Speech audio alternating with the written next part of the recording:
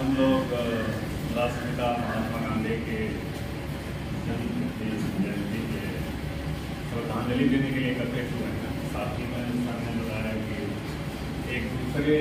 भारत माता को लाल बहादुर शास्त्री जी की आज जयंती है, तो श्रद्धांजलि देने के लिए उपस्थित हुए हैं। बाकी जीवन परिचय पूरे महात्मा गांधी की पूरी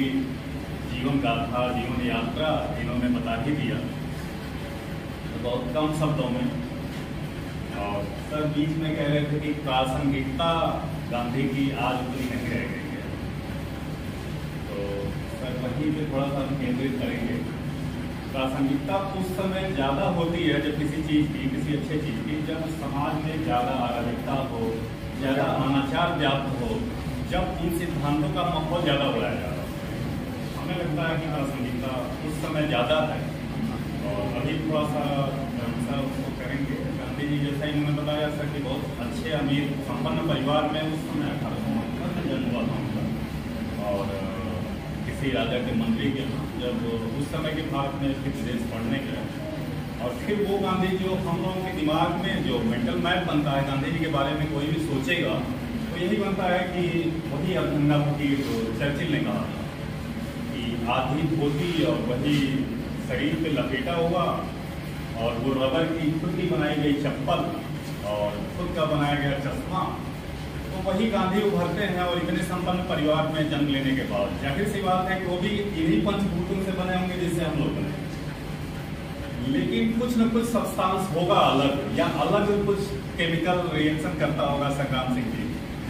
तो कुछ न कुछ तो अलग होता होगा, इन्हीं पंचभूतों में कुछ ऐसा होता होगा। तो गांधी जी की जीवनी में भी इस चीज को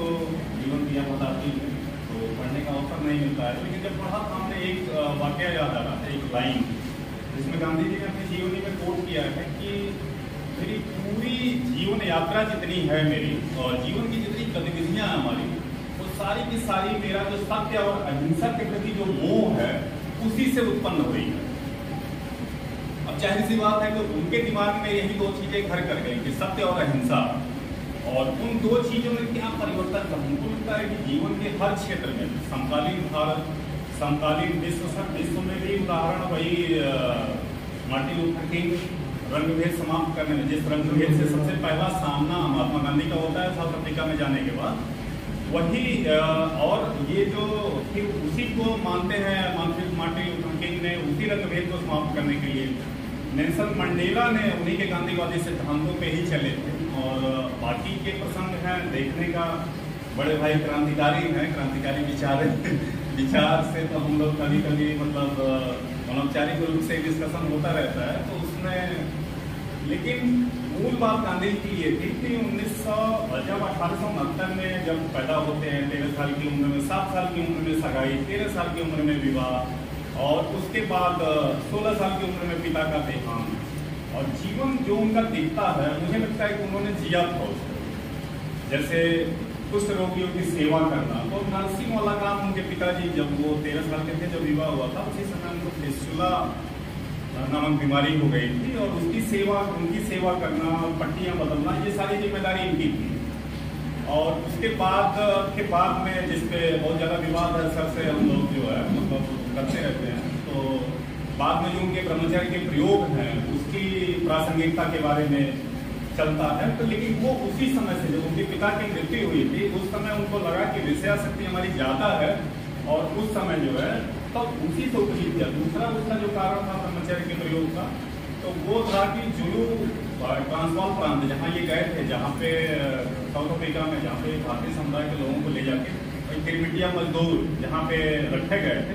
वहाँ पे जुलू जनजाति रहती थी। तो उनका संघर्ष देख के वो जो युद्ध था, जुलू युद्ध के बाद फिर उनके में ब्रह्मचर्य वाली बात आई,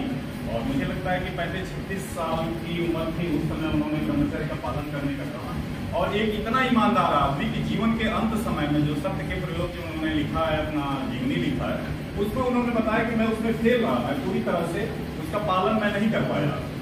और बस गांधी जी की जो प्रासंगिकता है जो हम लोगों के लिए जो हम कर रही है, तो सच्ची श्रद्धांजलि तो यही है कि हम लोग आज इकट्ठा हुए उनको श्रद्धांजलि देने के लिए। तो गांधी जी ने उस समय के भारत में, जिस समय सर बता रहे हैं कि अंग्रेज कैसे बच्चों को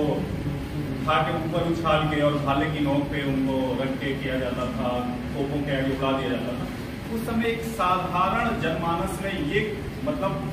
धारणा बैठा देना और इसे स्वीकार मतलब इसकी सार्वजनिक स्वीकारोक्ति करवा पाना कि सत्य और अहिंसा के मार्ग पे चल के, सत्याग्रह के मार्ग पे चल के हम इस विदेशी ताकत का या तोपों का जवाब दे सकते हैं, ये मेरे ख्याल से गांधी जी का सबसे बड़ा योगदान है। और उनके जीवन में सब कुछ वैसे ही आश्चर्यजनक था। मुझे लगता है कि शायद वो किसी जाति विशेष के रहते या किसी ऐसी जाति के रहते जिसकी आबादी बहुत ज्यादा रहती देश में, तो शायद भगवान की तरह से पूजे भी जाते। जैसे हम लोगों के सामने अभी हमारी पीढ़ी में ही है महात्मा बुद्ध, साईं बाबा और डॉक्टर अंबेडकर, इन लोगों की जो पूजा होने लगी, तो शायद गांधी जी कहीं उसमें पीछे रह गए। लेकिन गांधी जी के जो विचार थे वाकई में अलौकिक शक्ति थे, हालांकि उससे उन्होंने इनकार किया और ये भी कहा कि गांधीवाद नामक कोई विचारधारा नहीं है जिस पे किसी को अनुसरण करना चाहिए। वो तो मात्र सत्य और अहिंसा के प्रयोग हैं। हमारी जो जीवनचर्या है वो पूरा का पूरा सत्य और अहिंसा के प्रयोग है। बाकी सर ने पूरा बताया है कि उनका लेकिन उनका जो योगदान है, प्रासंगिकता है। आज राजनीति के क्षेत्र में वो राम राज्य की संकल्पना करते थे। राम राज्य में, ऐसे राम राज्य में जिसमें पुलिस की जरूरत ही ना हो, लोग उसको अराजकतावादी मान लेते हैं। लेकिन आप कल्पना करिए कि पुलिस की जरूरत नहीं मतलब अपराध शून्य है, तो ऐसे समाज की कल्पना करते थे जिसमें चोरी नहीं हो रही है, डकैती नहीं हो रही है, बाकी सारी जितने सामाजिक अपराध हैं, कानूनी अपराध हैं, वो सारे कुछ भी नहीं हो रहे हैं। तो गांधी जी ऐसे राम राज्य की संकल्पना करते थे। समाज के स्तर पे गांधी जी ने सहयोग और समाजवाद, एक विशिष्ट मतलब समाजवाद था उनका, जिसको लोग गांधीवाद बाद में कहने लगे। और उनका विचार जो सर ने बताया कि टॉलस्टॉय उनके राजनीतिक गुरु थे, तो टॉलस्टॉय ने ही उनको एक रस्किन की पुस्तक प्रदान की थी, अनटू द लास्ट। और गांधी जी लिखते हैं अपनी जीवनी में कि अनटू द लास्ट ने हमारे पूरे जीवन का दर्शन ही बदल दिया और दुनिया को देखने का नजरिया ही हमारा बदल दिया अनटू द लास्ट ने। और उसी किताब को पढ़ने के बाद फिर वो सर्वोदय की जो विचारधारा है, जो हम लोग पढ़ते हैं किताबों में, और सर्वोदय की विचारधारा उसी से उपजी हुई। अनटू द लास्ट पढ़ने के बाद ही सर्वोदय की विचारधारा में गांधी मानते हैं कि सबका उदय हो। दो बातें उसमें मुख्य थी सर्वोदय में, सबका उदय हो और सब प्रकार से उदय हो। लेकिन आज हम जिस दुनिया में जी रहे हैं उसमें हर तरफ यही है कि भाई भाई का टांग खींच रहा है और सब आदमी ये चाहता है कि दूसरे के टांग खींच के हम ऊपर जाएं। तो ऐसे जमाने में गांधी की सर्वोदय की विचारधारा ज्यादा प्रासंगिक है, जिसमें सबका उदय हो, सब प्रकार से उदय हो। भारत के जो कल्याणकारी राज्य की संकल्पना है, मुझे लगता है कि सर्वोदय की विचारधारा से ही जुड़ी हुई है। और उनका सत्याग्रह का जो प्रयोग सर ने बताया कि राजकुमार शुक्ला जी ले गए, तो वो आए थे वही एकटिया पद्धति जो चंपारण में चल रही थी कि वहाँ किसान जो नीति खेती नहीं करते थे उनको प्रताड़ना। तो वही 1916 का सर जमाना था जो होम रूल लीग, एलिवेसेंट और बाल गंगाधर तिलक के कहाँ में आज भी उनकी कोठी है जी। तो वहाँ पे 1916 के लखनऊ अधिवेशन में, कांग्रेस का जो लखनऊ अधिवेशन हुआ था, वहाँ पे राजकुमार शुक्ला जी गए और वहाँ पे फिर कांग्रेस के अधिवेशन में अपनी बात रखी कि चंपारण के किसानों पे ये अत्याचार अंग्रेज कर रहे हैं। फिर वहाँ पे 3 सदस्यीय कमेटी बनी थी, सर डॉक्टर राजेंद्र प्रसाद जी थे, राजकुमार शुक्ला जी थे, महात्मा गांधी की सरकार में। फिर सत्याग्रह का वो पहला प्रयोग था 1916 में जो चंपारण में उन्होंने किया। फिर उसके बाद सिलसिला जारी रहा। 1917 में खेड़ा में महिलाओं ने जो आंदोलन था वहाँ पे मिल मजदूरों का, उसी में सरदार वल्लभ भाई पटेल को महिलाओं ने सरदार की उपाधि दी थी। और गांधी जी को वही चंपारण के सत्याग्रह के बाद और असहयोग आंदोलन फिर 1919 में खिलाफत का समर्थन किया उन्होंने।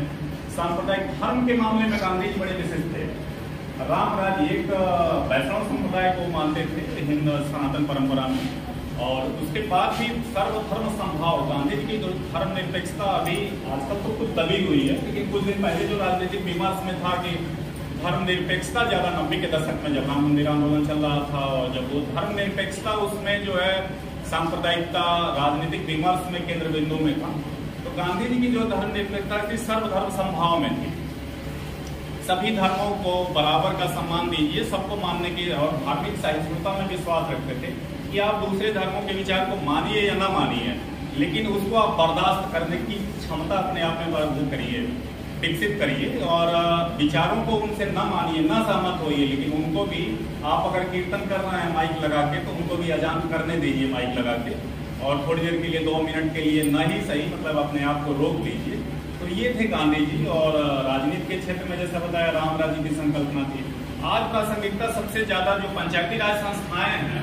वो सरकार के विकेंद्रीकरण की बात करते थे, और ये मतलब इसके वो थे कि एक ऐसा राम राज्य है जिसमें सरकार की कोई जरूरत ही नहीं पड़ेगी, सारे नागरिक आत्मनिर्भर होंगे।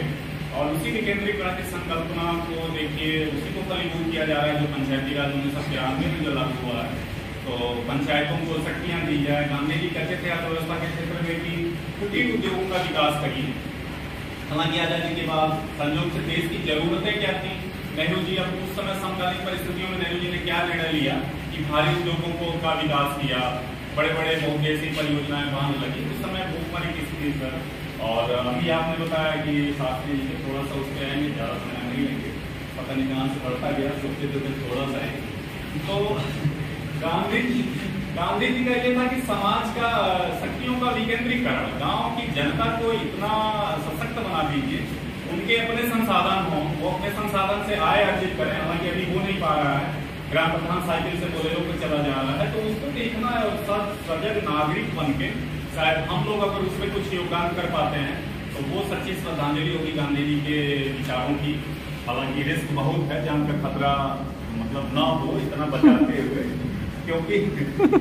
वो जो बजट आ रहा है दिल्ली से उसका किस तरह से, क्योंकि इनके अपने संसाधन है नहीं ग्राम सभाओं के, ग्राम पंचायतों के, और जो आ रहा है उसकी 15 बांट पे सारे लोग जुड़े हुए हैं। तो कम से कम एक आप लोगों को इतना शिक्षित करिए कि लोग आवाज उठा सके और सत्य और अहिंसा का कुछ न कुछ मात्रा में अपनी जान की खतरा को भाई। और वो समय दूसरा था, उस समय भी गांधी जी पे 30 जनवरी को जब उनकी हत्या हुई उसके पहले वो चौथा अटेम्प्ट था गांधी जी का। सबसे पहले 1903 में हुआ था, एक मीर अब्दुल्ला खान नामक आदमी था, वो जब वहाँ पे जो गिरमिटिया जो गए थे, ट्रांसवाल प्रांत था साउथ अफ्रीका में, तो गिरमिटिया को सबको कराना पड़ता था। वहाँ की सरकार ने ये बना दिया कि रजिस्ट्रेशन करवाना पड़ेगा, एशियाटिक रजिस्ट्रेशन एक्ट उन्होंने पास किया था। सारे वहाँ के लोग विरोध कर रहे थे, और गांधी जी का सामना ही एक अंतर्मुखी, जैसा कि सर ने बताया, एक अंतर्मुखी आदमी जब विदेश में जाता है, वहाँ की समस्याओं को देख के द्रवित होता है, फिर उसके बाद उसको लगता है कि नहीं ये परिवर्तन या तो करना है अगर हम जिंदा हैं तो, अदरवाइज मेरे जीवित रहने का या जीवित प्राणी कहलाने का कोई अर्थ नहीं है। फिर उन्होंने क्या किया कि वहाँ पे सत्याग्रह का प्रयोग उन्होंने साउथ अफ्रीका में ही किया था, और इंडियन ओपिनियन जो पहला अखबार निकाला उससे जो है सारे भारतीयों के क्या विचार हैं वहाँ पे अंग्रेजों को सुनाने लगे। और 1903 में वही जो 7-8 में हमको लग रहा है कि एशियाटिक रजिस्ट्रेशन एक्ट बना था, तो उसके विरोध में जब आंदोलन हुआ तो अंग्रेजों ने नहीं माना उस समय। फिर बाद में गांधी जी एक समझौते पे आए जिसमें ये था कि हम अपनी स्वेच्छा से रजिस्ट्रेशन करवाएंगे। इसी के विरोध में मीर अब्दुल्ला खान ने पहली बार भुजाली लेके इनको दौड़ाया, और हत्या का पहला प्रयास तभी हुआ था 1908 में। फिर उसके बाद 30 जनवरी से 10 पहले 20 तारीख को 10 दिन पहले ही एक बार और हत्या का प्रयास हुआ, और उसके बाद गांधी जी फिर 30 जनवरी को फाइनली वही वो भी प्रार्थना सभा में जाते हुए उनकी हत्या हुई। आप किसी क्रांतिकारी विचार को सही ठहरा सकते हैं परिस्थितियों, विशेष परिस्थितियों में, लेकिन गांधी जी का ये था, वही बहुत आलोचना होती है गांधी जी की 1931 वाले जो 5 मार्च को गांधी इरविन समझौते को लेके, कि उन्होंने क्यों मान लिया भगत सिंह, राजगुरु और सुखदेव की फांसी को क्यों उन्होंने मान लिया, उस मुद्दे को नहीं उठाया। वार्ता जो इरविन से वार्ता हो रही थी उसमें क्यों नहीं, लेकिन उनका मेन ये था कि सिद्धांतों से नहीं टिकेंगे, नहीं उससे हमको नहीं डिगना है, अपने सत्य और अहिंसा के जो क्रांतिकारियों के विचार थे उससे उन्होंने कभी नहीं। और आश्चर्य देखिए कि उसी क्रांतिकारी ने जब सुभाष चंद्र बोस इधर से जापान की तरफ से, पूरब की तरफ से सेना लेके जब आते हैं तो यहाँ पे अंडमान निकोबार द्वीप समूह पे, वहां से वो कहते हैं कि हे राष्ट्रपिता, पहली बार राष्ट्रपिता कह के सुभाष चंद्र बोस ने ही संबोधित किया था उनको, विचारधारा में इतना विरोध होते हुए भी। और हमेशा 1939 का त्रिपुरी संकट याद होगा सर, जहाँ पे सुभाष चंद्र बोस के अध्यक्ष चुने जाने के बाद गांधी जी के जो कैंडिडेट थे पट्टाभी सिद्धारमैया, वो हारते जब हैं, उसके बाद सुभाष चंद्र बोस अध्यक्ष चुने जाते हैं, और गांधीवादियों के विरोध के चलते उनका काम करना मुश्किल हो गया। उसके बाद उन्होंने त्याग पत्र दे दिया अध्यक्ष पद से सुभाष चंद्र बोस ने। फिर जर्मनी गए, जापान गए, सेनाओं को संगठित किया, प्रथम विश्व युद्ध में जो भारतीय सेनाएं थी, और उन्होंने ही सबसे पहले किया कि हे राष्ट्रपिता, अब आप इस सेना का नेतृत्व करिए, समर्थन करिए, मार्गदर्शन करिए, आजादी का समय निकट आ चुका है। 1945 में उसी सुभाष चंद्र बोस ने उनको राष्ट्रपिता कहा। महात्मा की भी उपाधि उनको बहुत बड़े एक महात्मा जो खुद में थे, रविन्द्रनाथ टैगोर जी, उन्होंने चंपारण सत्याग्रह की सफलता और लगातार असहयोग आंदोलन के बाद उन्होंने कहा कि ये तो मतलब महात्मा आदमी है। जब कपड़ा उपड़ा उन्होंने परित्याग कर दिया, कपड़े का धोती केवल पहनने का जो संस्कृत में पसंद होता है, तो यही गांधी जी है। और गांधी जी का धर्म के मामले में, समाज के मामले में, गांधी जी ने कहा कि हरिजन सेवा मेरी, हरिजन नाम उन्होंने ये दिया था जो दलित थे, जो वंचित थे समाज के। और दक्षिण भारत में, उत्तर भारत में तो हम लोग उतना नहीं देखते, दक्षिण भारत में मंदिरों में प्रवेश, कुओं से पानी भरना उस समाज में व्याप्त था। तो गांधी जी ने यही कहा कि हरिजन सेवा मेरा जीवन का श्वास है और बिना इसके मैं जीवित नहीं रह सकता। कुछ रोगियों की सेवा, वो शायद बचपन में जो पिता की सेवा किए थे, नर्सिंग वाली भावना मिली, तो इनमें से कुछ भी जो हमको सूट करे, हमारे व्यक्तित्व के हिसाब से सूट करे, शायद सच्ची श्रद्धांजलि यही है कि उनमें से किसको हम अपना पाते हैं। और आज के समाज में, विश्व में भी देखिए कितना युद्ध वाला जो माहौल है, चाहे यूक्रेन का और चाहे जो है देश में भी देख लीजिए कितनी इंसर्जेंसी वाली प्रॉब्लम है, आतंकवाद की समस्याएं, तो उससे गांधीवादी सिद्धांतों से मदद मिलेगी। गांधीवादी ऐसे नहीं थे कि कोई आतंकवादी गोली चला रहा है तो आप जो है वही एक गाल दे दीजिए, दूसरा गाल, जो कि उदाहरण दिया जाता है, ऐसा नहीं था। गांधी जी ने कहा था कि हिंसा को बर्दाश्त करना भी हिंसा है। तो जाहिर सी बात है कि हिंसा जब उस लेवल की पहुंच जाए, इसलिए उन्होंने 1942 वाली जो बात थी भारत छोड़ो आंदोलन की, तो उन्होंने कहा कि करो या मरो का जब नारा दिया था, तो यही सोच के दिया था। ऐसा नहीं था कि वो जो है वो पलायन वाली थे। तो बाकी फिर उसके बाद समाज के कई बार उन्होंने 1934 में जब कई बार गांधी जी देखते थे कि हमारे विचार को या सत्य के अहिंसा के मार्ग से, भाई देखिए उस समय जो कांग्रेस थी, कांग्रेस के तहत ही बैनर तले ही सारे आंदोलनकारी, सारे राष्ट्र के जितने स्वतंत्रता संघर्ष जितने हुए,